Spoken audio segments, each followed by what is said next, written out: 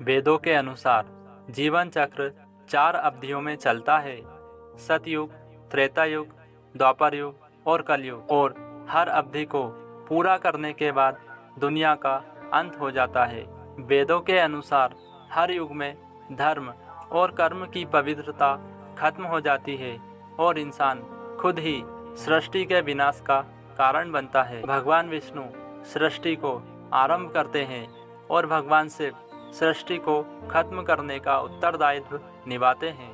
वेद कहते हैं कि जिसने प्रथम अर्थात ब्रह्मचर्य आश्रम में विद्या अर्जित नहीं की, द्वितीय अर्थात गृहस्थ आश्रम में धन अर्जित नहीं किया, तृतीय अर्थात वानप्रस्थ आश्रम में कीर्ति अर्जित नहीं की, वह चतुर्थ अर्थात संन्यास आश्रम में क्या करेगा। ब्रह्मा और विष्णु पुराण से लेकर भविष्य पुराण तथा अनेक ग्रंथों में ये लिखा हुआ कि एक वक्त ऐसा आएगा जब ये सृष्टि नफरत और भयानक कृत्यों में लिप्त हो जाएगी।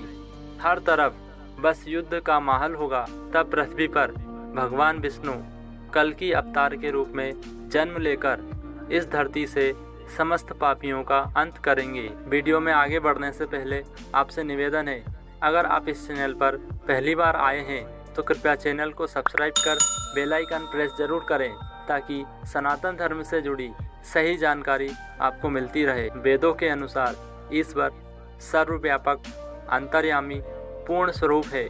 समस्त वेद पुराणों की वाणी ईश्वर के अधीन है।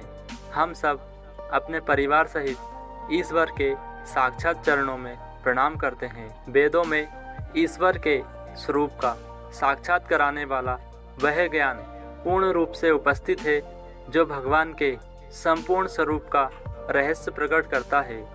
संपूर्ण जगत में जो भी जीवित या मृत विद्यमान है, ये सब ईश्वर से ही व्याप्त है। पुराणों में वेदों का गूढ़ से गूढ़तम संपूर्ण निचोड़ है। हम वेदों का अध्ययन नहीं कर सकते क्योंकि यह देव भाषा संस्कृत में रचित है और वेदों का अध्ययन करने के लिए विशेष ध्यान, योग और साधना की जरूरत होती है। और इसीलिए ऋषि वाल्मीकि, वेद व्यास आदि ने समस्त वेदों का निचोड़ रामायण, महाभारत और अनेक पुराणों में जगत कल्याण के लिए प्रकट किया है। जब हम पुराणों का अध्ययन करते हैं तो पता चलता है कि उनमें भविष्य में घटने वाली सभी बातों का उल्लेख है। पुराणों में कलयुग के बारे में जो लिखा है, वर्तमान में हूबहू वैसा ही हो रहा है। पुराणों के अनुसार गंगा जी स्वर्ग की नदी हैं और इस नदी को किसी भी प्रकार से दूषित करने और इसके स्वाभाविक स्वरूप से छेड़खानी करने का परिणाम होगा संपूर्ण जगत का विनाश और गंगा का पुनः स्वर्ग गमन। माना जाता है कि जिस दिन नर और नारायण नाम के पर्वत आपस में मिल जाएंगे, बद्री मार्ग का मार्ग पूरी तरह बंद हो जाएगा। भविष्य में गंगा नदी पुनः स्वर्ग चली जाएगी और फिर गंगा के किनारे बसे तीर्थ स्थलों का कोई महत्व नहीं रहेगा। वेदों में कहा गया है कि नदी के किनारे लगे वृक्ष को जिस तरह सभी तरह के पोषक तत्व मिलते रहते हैं, उसी तरह भगवान को मन में रखने वाला व्यक्ति सुख और दुख सभी अवस्था में समान रहता है। वह कभी मुरझाता नहीं है। नकली साधु तथा कुछ धर्म के ठेकेदार भ्रमित करने वाली पुस्तकों, अनेक मंत्रों और देवताओं के बारे में लोगों को बताते हैं और उन्हें डराते रहते हैं, किंतु यह सभी भटकाव के रास्ते हैं। परम ब्रह्म ही सत्य है। भ्रम, डर में जीने वाला या भटका हुआ व्यक्ति कभी भी कहीं भी नहीं पहुंच पाता। वह कभी किसी मंत्र या देवता का सहारा लेता है तो कभी किसी दूसरे मंत्र या देवता का सहारा लेता है। ऐसा व्यक्ति किनारे से दूर होता जाता है, अर्थात भगवान से दूर होता चला जाता है और हमेशा द्वंद्व और दुविधा में रहकर जीवन को नष्ट कर लेता है। ब्रह्म वैवर्त पुराण में श्री कृष्ण ने बताया है कि कलयुग में एक स्वर्ण युग होगा जिसकी शुरुआत कलयुग के 5000 वर्ष बीतने के बाद होगी और यह सुनहरा युग अगले 10 वर्ष तक चलेगा।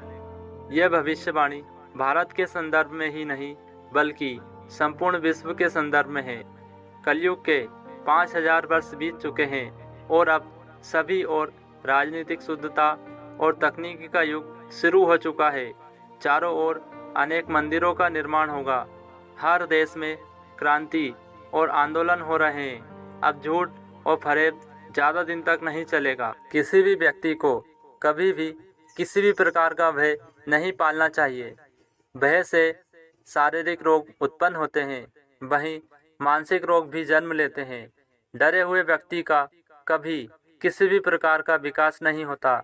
स्वयं के साथ निर्भीकता होना जरूरी है। डर सिर्फ ईश्वर का रखें। कलयुग में जिस मनुष्य ने किसी भी प्रकार से विद्या का अध्ययन नहीं किया, ना ही उसने व्रत और तप किया, थोड़ा बहुत अन्य वस्त्र, धन या विद्या का दान नहीं किया, ना उसमें कभी किसी प्रकार का ज्ञान है, ना शील है, ना गुण है और ना ही धर्म है, ऐसे मनुष्य धरती पर भार होते हैं।